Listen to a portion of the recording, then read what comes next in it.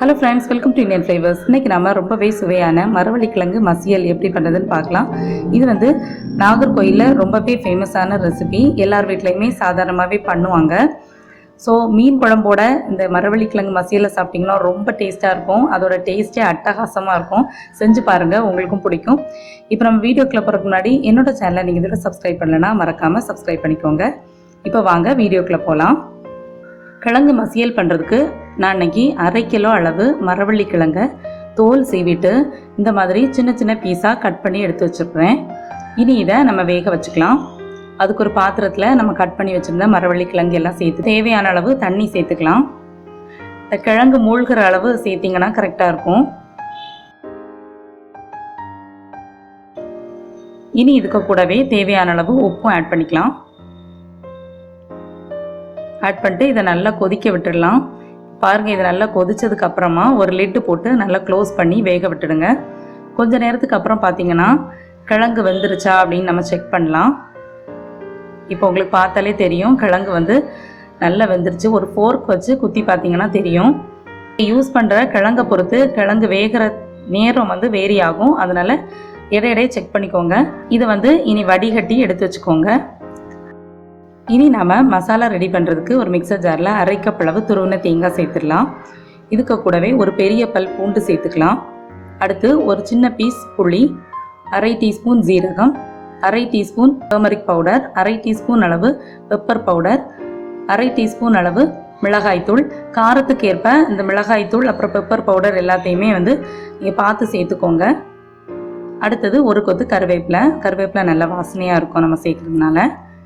இது எல்லாத்தையும் இனி தண்ணி எதுவும் சேர்க்காம ட்ரையாக கொஞ்சம் திருத்திருன்னு இருக்க மாதிரி இந்த மாதிரி அரைச்சி எடுத்து வச்சுக்கோங்க. இப்போ நான் கிழங்குல இருக்கிற தண்ணி எல்லாத்தையும் வடிகட்டிட்டு எடுத்து வச்சுருக்கேன். இந்த மாதிரி ஒரு மேஷரை யூஸ் பண்ணி நல்லா மேஷ் பண்ணிக்கோங்க. நம்ம பொட்டேட்டோ மேஷர்லாம் இருக்கலாம், அந்த மாதிரி யூஸ் பண்ணிக்கோங்க.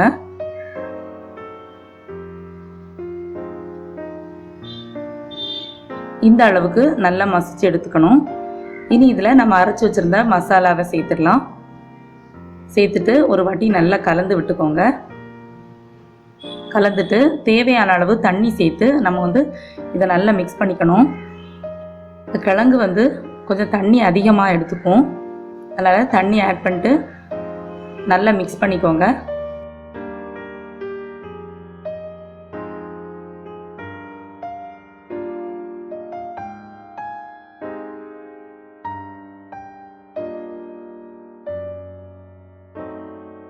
நல்லா மிக்ஸ் பண்ணதுக்கு அப்புறமா தேவையான அளவு உப்பு ஆட் பண்ணிக்கலாம். நம்ம ஏற்கனவே கிழங்கு வேக வைக்கிறதுக்கும் உப்பு சேர்த்துருந்தோம்.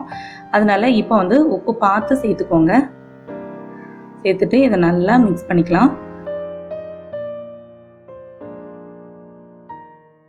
மிக்ஸ் பண்ணிவிட்டு நம்ம ஸ்டவ்வில் வச்சு ஸ்டவ் ஆன் பண்ணிக்கலாம். இது கொஞ்சம் நேரம் நல்லா கொதிக்கட்டும். இப்போ பாருங்கள், நல்லா கொதிச்சிருச்சு.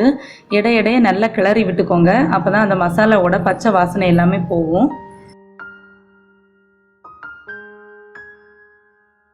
இப்போ நம்ம கிழங்குல சேர்த்த மசாலாவோட பச்சை வாசனை எல்லாமே போயிடுச்சு. இனி இதை இறக்கிடலாம். அடுத்து நம்ம கிழங்கு மசியலை தாளிக்கிறதுக்கு ஒரு தாளிப்பு கரண்டியில் ஒரு 2 டீஸ்பூன் அளவு தேங்காய் எண்ணெய் சேர்த்துக்கோங்க. எண்ணெய் சூடானதுக்கு அப்புறமா இதில் ஒரு 1/2 டீஸ்பூன் அளவு கடுகு சேர்த்துக்கலாம். கடுகு வெடித்ததும் ஒரு காஞ்ச மிளகாவை கட் பண்ணி சேர்த்துக்கோங்க.